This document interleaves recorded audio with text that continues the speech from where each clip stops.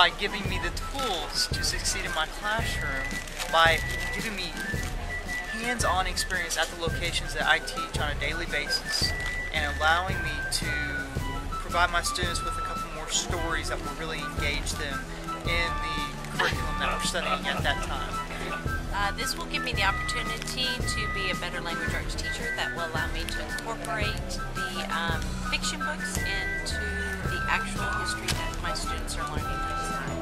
Very cool, very hands-on. I can tell actual stories, show them photographs of actual locations that I've been to. I'm excited about it. I think that this field study will help me in the classroom to be a better storyteller, because I've always had the background information, but I'm a very visual person, and now that I've seen all these places where the events actually took place, I'll be able to describe them better to my students.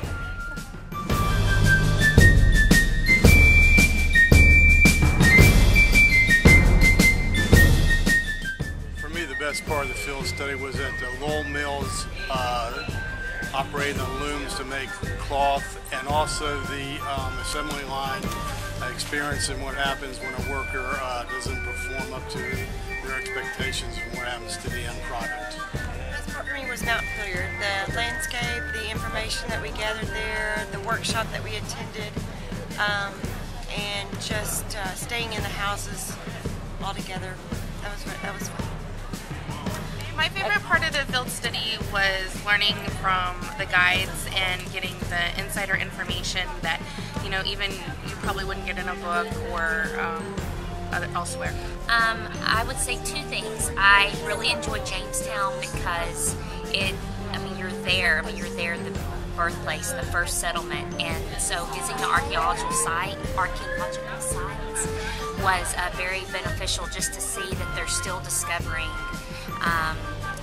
artifacts from that time period. And then number two is going to have to be Monticello, because Thomas Jefferson was so ahead of his time, and just to visit his home just really let you inside his way of thinking, and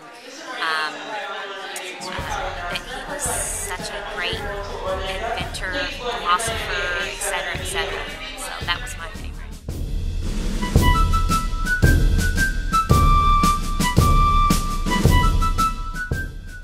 For next year's group, two things.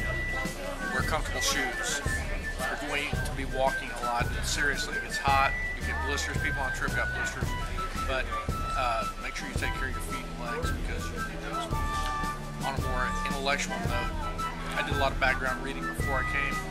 So if you find books, any kind of pamphlets, information, whatever you can find to read, where you can put it all in perspective and make the connections, it really does help history come alive. Bring a little notebook.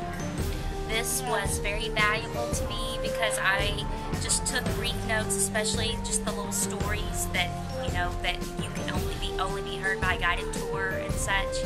And so I kept this little notebook, and I'm going to treasure it, and it has stamped my brain with everything I've learned on this trip, and just be prepared to sweat. Our trip was a big success because everyone left their ego at home, so leave your ego at home too.